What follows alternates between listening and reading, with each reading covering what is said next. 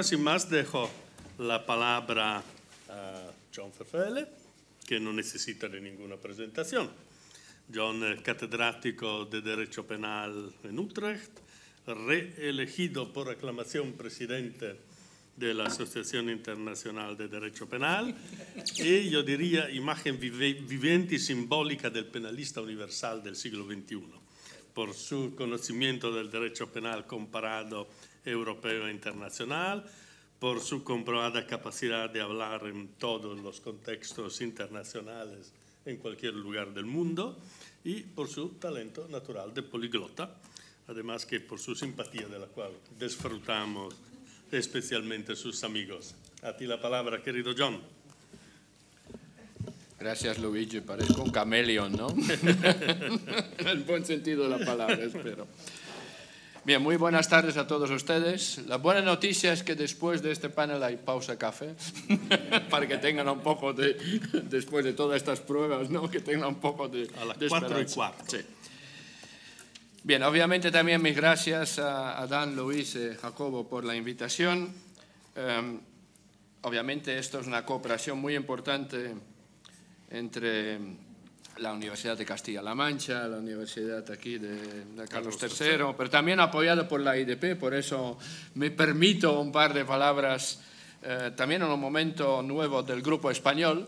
Adán ha sido elegido el nuevo presidente, María la vicepresidente. Si esto fa parte de la primera o de las primeras iniciativas del grupo, enhorabuena y seguro que habrá muchas iniciativas muy interesantes en el futuro próximo. Y sería veramente un gran placer cooperar en este camino nuevo. Bien. Yo diría, no sé quién ha tenido la idea de poner a nosotros dos juntos. Que para mí es un gran placer, pero estoy pensando quién la ha fabricado, porque no sé si es una decisión dolosa o dolos eventualis o de imprudencia, porque, ¿por qué digo eso? De la prueba científica rotunda y los riesgos futuros a la política, usted lo ha dicho lo mismo al final, y a la política criminal, estos son gran pasos. Son gran pasos y como van a ver en mi contribución también con bastante tensión y contradicción. El título de todo el Congreso hoy es «Hacia un derecho internacional del medio ambiente», también de nuestro palo. Hacia un derecho penal internacional del medio ambiente. Yo voy a poner el foco sobre el hacia, porque la sesión anterior ha sido meramente sobre nuevos instrumentos del derecho penal internacional. Bien, yo miro un poco, ¿sabes?, con una cierta distancia. La protección penal del medio ambiente no es algo nuevo. Tampoco es algo muy antiguo, pero ya nace en los años 60, 70, también en un ambiente de política de interés para eso, ¿no? La Declaración de Roma, etcétera, etcétera. Es decir, la conciencia del problema, que ahora obviamente hay muchas más pruebas, pero tampoco es nuevo. Esto ya tiene una historia de 40, 50 años. Lo mismo, derecho penal del medio ambiente. Yo lo he enseñado en mi propia universidad hace 30 años, el curso. No es nuevo, pero esto no quiere decir que no hay problemas. ¿Por qué no? No, déjame añadir una cosa. Tampoco es nueva la IDP. Ya en el año 79 nosotros estudiamos delitos específicos, sí, la parte especial, sobre protección del medio ambiente a través del derecho penal. Es decir, ya hay resoluciones del final de los años 70 en esta materia, que pues se han ido, no voy a indicar todos los detalles, pero se han ido repitiendo e enriqueciendo en muchos congresos. Y también nosotros tenemos estatus de organización no gubernamental de Naciones Unidas, que también introducimos en la reunión de la ONU en Bahía, en Brasil, en 2010. Es decir, la preocupación por esta materia ya tiene historia de 30, 40, 50 años. Sin embargo, y ahí voy, obviamente hay matices, depende un poco de los países, ¿no? Pero en general, que vemos como panorama, hay un gran contraste con la evidencia o las pruebas científicas. Vemos que en general los países que tipifican estos tipos de conductos ilícitos en contra del medio ambiente, hablando generalmente. ¿Dónde lo ponen?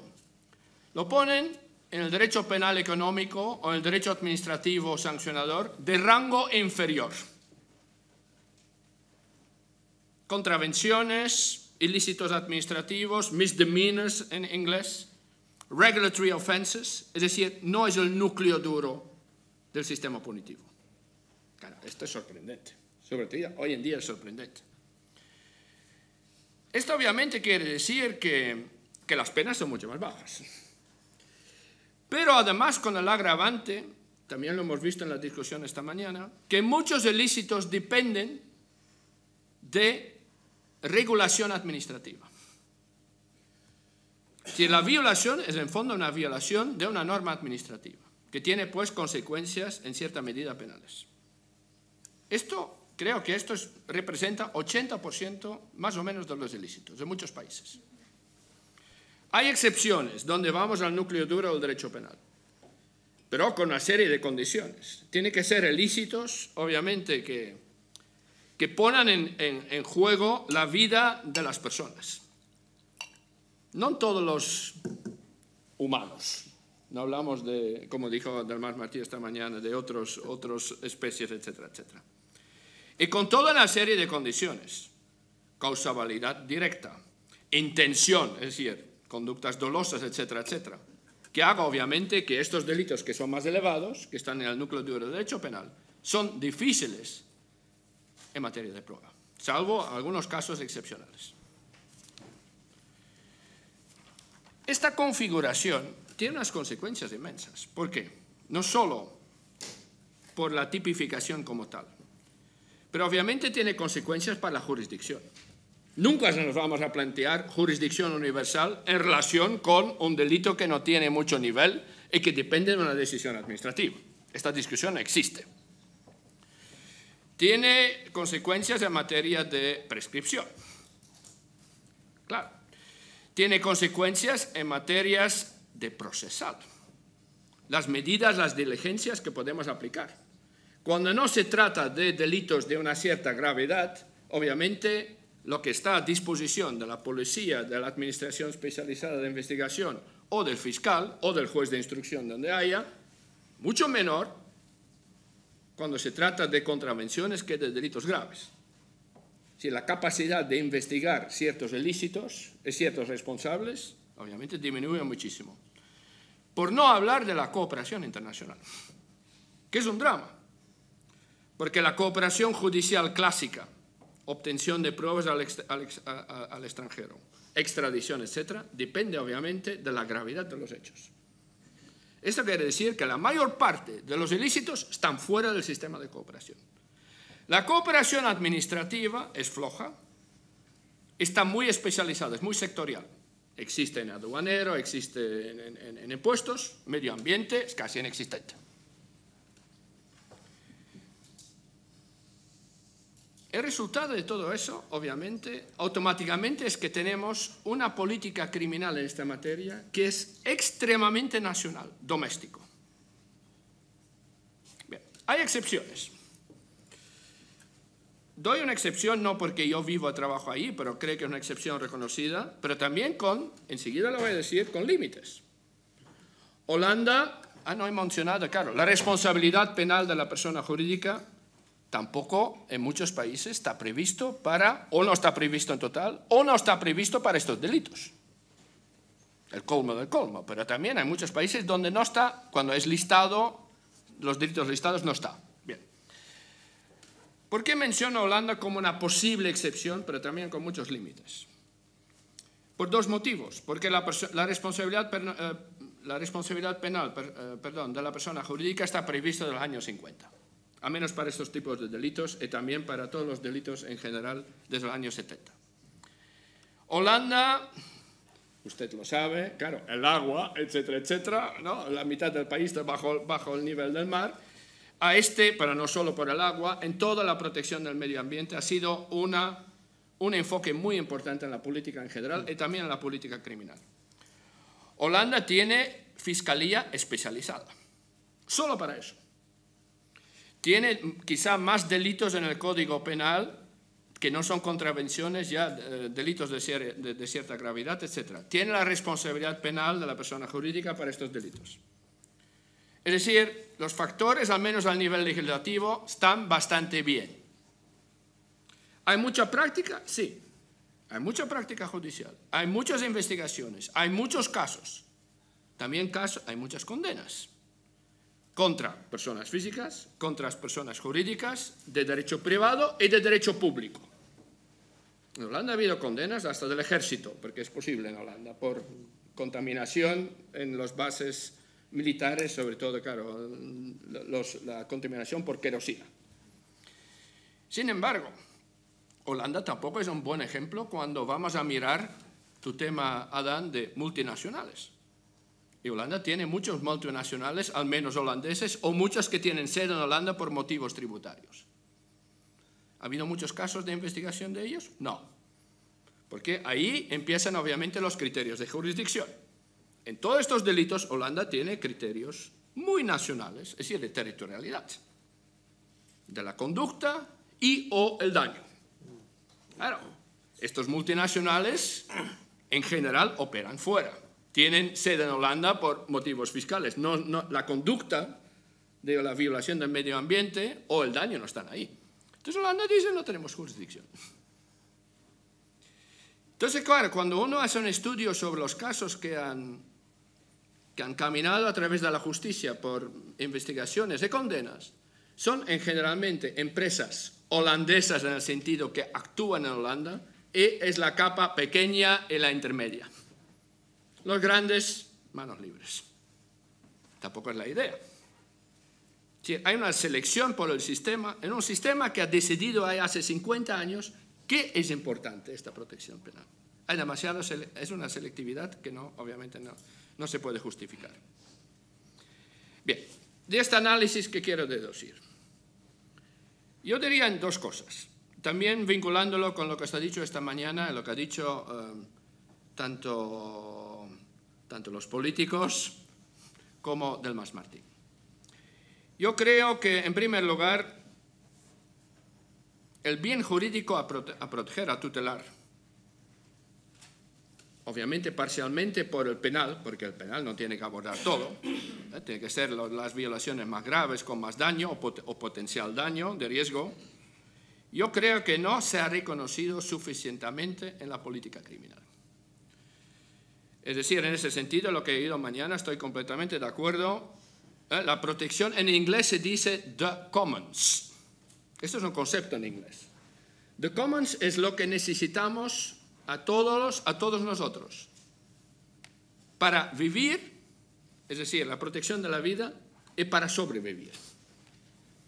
Entonces, claro, todo el ecosistema obviamente es parte de los commons, obvio, porque sin esto nos estamos poniendo en peligro no solo el planeta, pero todos nosotros, en nosotros no solo humanos, pero todo el contexto y también el futuro. Es decir, la importancia de la protección del ecosistema como algo que es esencial para todo eso, cuando hablamos de bienes jurídicos a proteger penalmente, parece una cosa no importante. Salvo si ponemos directamente, causalmente, en peligro la vida. Esto ya no es desde estos tiempos. Esto es un concepto muy antiguo. Yo sé que en muchos países, incluyendo en España, la protección del medio ambiente está, si me acuerdo bien, en un bien jurídico, la protección del orden socioeconómico. No es ni eso. Tiene que ser un bien jurídico autónomo con alto nivel. Obviamente ahí pues viene la ponderación, como ha dicho Delmas Martí, no se tiene que poner todo ahí dentro, porque es entre responsabilidad civil, administrativo y penal. El reconocimiento del bien jurídico. La segunda constatación, donde creo que es un desafío muy importante, este enfoque tan nacional, porque todavía el legislador, puede ser que haya alguna convención internacional, etc., pero el enfoque de la política criminal es un enfoque de un Estado soberano. Y lo sigue siendo en gran medida hasta en Europa. Esto quiere decir que el Estado soberano en gran medida solo mira su territorio. no quiere reconocer the commons.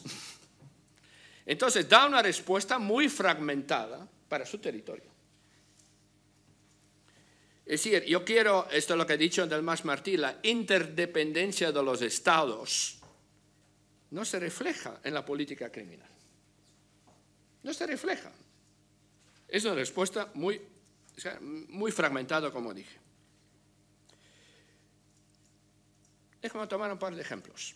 Uno que no se ha mencionado esta mañana.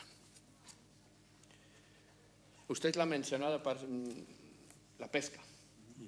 He elegido la pesca porque también España obviamente es una nación de gran pesca y también un gran consumidor de pescado. Es un concepto en el derecho internacional público, sobre todo de esta materia, la pesca ilegal, la pesca no declarada y la pesca no reglamentada. En inglés se dice, why are you fishing? Es decir, esta pesca no reglamentada, no declarada o completamente ilegal representa en el mundo más o menos 40% de la pesca. En ciertas regiones más. Y esto va de pequeños pescadores que obviamente están en la costa, pero esto son las cifras, no representa poca cosa, a gran industrias pesqueras que vacían los mares. Muchas veces también en forma de criminalidad organizada. Y no voy a nombrar naming and shaming, pero hay naciones, es decir, operadores de ciertas naciones, también públicas, que tienen fama. En todo el mundo, no solo en Europa. Esto es un problema inmenso, no solo para la alimentación, pero también para el ecosistema, para los dos. Esta realidad lo tenemos desde hace 30 o 40 años y solo empeora. Bien, ¿cuál es la respuesta de la política criminal? Y hablo ya, no hablo del pequeño pesquero con su barquita, no. Pues esta, exactamente la imagen que dije al inicio. Regulatory offense, misdemeanor, es algo que tiene licencia, no tiene licencia, aplicado a la licencia, tiene la red justa o no. Pero también es un problema, obviamente, pero el problema es mucho más gordo. Es mucho más gordo y no se refleja en nuestra política criminal, en absoluto.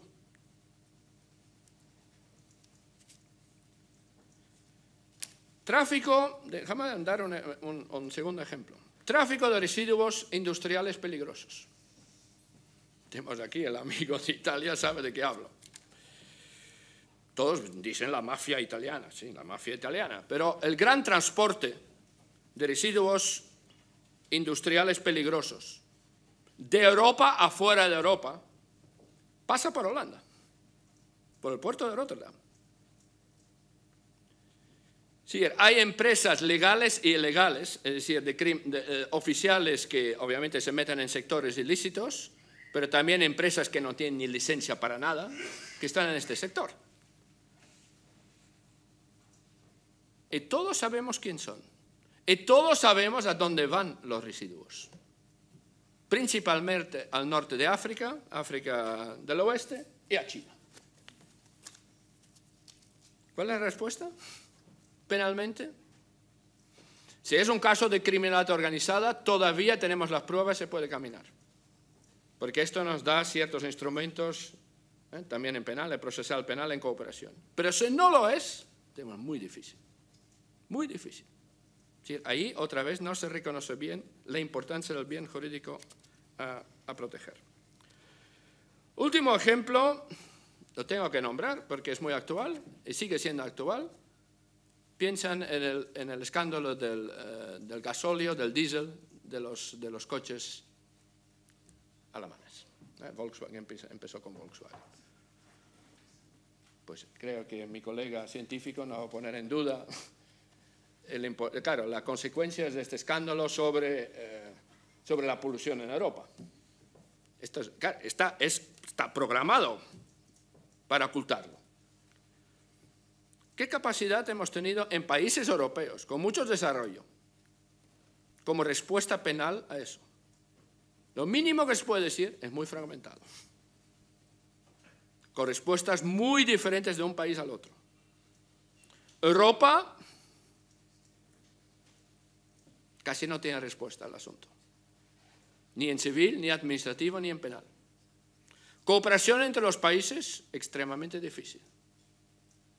Claro, con el Volkswagen todavía tenemos la suerte que parece, tengo que ser porque todo está sub iudice, ¿no?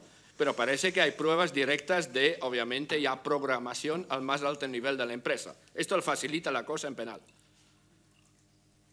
Pero, a pesar de eso, todavía es bastante difícil hacer un caso de tanta importancia. Tanto sul daño como sobre la percepción de la población en materia de política criminal. Bien, pensando hacia el futuro. Yo creo, en primer lugar, tiene que haber una gran discusión, me parece obvio, sobre, esto es política, y obviamente lo que pasa ahora en Madrid, etcétera, puede contribuir a eso, sobre el reconocimiento también en materia punitiva de la importancia del bien jurídico a proteger. Este es uno. Segundo, yo estoy muy en favor de lo que se ha dicho esta mañana, a elaborar y también sostener una vía política o de política criminal a nuevos convenios, es decir, dar contenido a un derecho penal internacional en la materia. Pero me parece también muy importante, para mí tiene que ser una doble vía, porque la justicia penal interna, al nivel de los estados, es decir, jurisdicción interna, es al menos igualmente importante. Lo que también ha dicho poco Adán, tenemos que evitar que es algo para la imagen, es decir, se tiene que fortalecer la capacidad tanto legislativa, en el diseño legislativo, como la capacidad operativa al nivel nacional. Y tampoco, obviamente, le he mostrado, creo que falta respuesta penal en la materia, pero claro, todo el recepto, la inteligencia está en, lo que ha dicho también Delmas Martí, en elegir lo que merece y necesita tutela penal y lo que no lo merece. Si metemos demasiado en penal, no va a funcionar. Y tampoco nos va a gustar, porque, lo ha dicho también Delmas Martí, se puede convertir en penal en algo excesivo y totalitario. Si decidir muy bien en qué situaciones hay una violación de tal manera del bien jurídico, sea por el tipo de conducta, sea por el tipo de actor, sea por el tipo de daño. Aquí no será solo daño cometido, también puesto en peligro. ¿No? Aquí no se puede evitar, en mi opinión. Ahí se tiene que elegir muy bien qué tiene que ir por definición a penal y qué se puede quedar en civil y o administrativo sancionador. Creo que esto es muy importante. Segundo, yo creo que el procesal penal obviamente es igualmente importante. No tiene mucho sentido elaborar todo un sistema, sea nacional, sea internacional, de protección penal de este bien jurídico, si no se elabora un sistema de investigación que probablemente va a ser una combinación entre autoridades administrativas especializadas más fiscalía o jueces de instrucción en la materia. Y esto no solo a nivel nacional, muy importante, pero también al nivel transnacional. La cooperación, porque si no, vamos a quedarnos en este hueco nacional. Sí, tiene que haber mucho más cooperación internacional en la materia. Lo hay en el sector policial, pero para ciertos fenómenos. Por ejemplo, se ha mencionado esta mañana, ¿no? El tráfico en especies protegidas, de flora y fauna, la Convención de Basilea, etc. Ahí hay mucha cooperación policial. Interpol, por ejemplo, ha sido muy activa en eso, con grupos de trabajo, etcétera, etcétera. Pero el resto no sigue. Si la Fiscalía no tiene la misma red. Y pues, obviamente, hay muchos problemas de jurisdicción. Porque intercambiando información policial, esto es bastante, no digo fácil, pero es mucho más libre porque no está vinculada a jurisdicción. Pero investigando delitos, obviamente, necesitas jurisdicción. Y esto es un problema abierto. Yo no quiero hablar demasiado tiempo. La IDP ha organizado, José Luis de la Cuesta se acuerda muy bien como presidenta anterior, porque estábamos en eso durante años, ha organizado un coloquio sobre la protección penal del medio ambiente lo organizamos en Budapest, ¿no?, con la Universidad del Medio Ambiente en Budapest, en Rumanía. Y se ha publicado en nuestra revista en 2017. Hemos elaborado recomendaciones en este sentido. Y claro, hemos insistido mucho, como en fondo le he reflejado un poquito, sobre la vía nacional y la vía internacional. Y sobre todos los elementos del sistema penal, es decir, la definición de los delitos, la parte procesal, la definición de la jurisdicción, que me parece muy importante en ese sector, obviamente la responsabilidad penal de la persona jurídica en relación con las personas físicas de dirección y pues obviamente la parte internacional. Tanto la jurisdicción, posible jurisdicción internacional, el Tribunal Penal Internacional o no, pero también, yo creo muy importante, la cooperación judicial en esta materia, administrativa y judicial, que ahí creo que hay un hueco muy, muy importante. La administrativa porque no hay sistema. Y la judicial porque muchas veces no se puede aplicar por la tipificación de los delitos a nivel nacional. Bien, creo que esto da una serie de matices para la discusión y me limito a eso. Muchas gracias. Muchísimas gracias, John.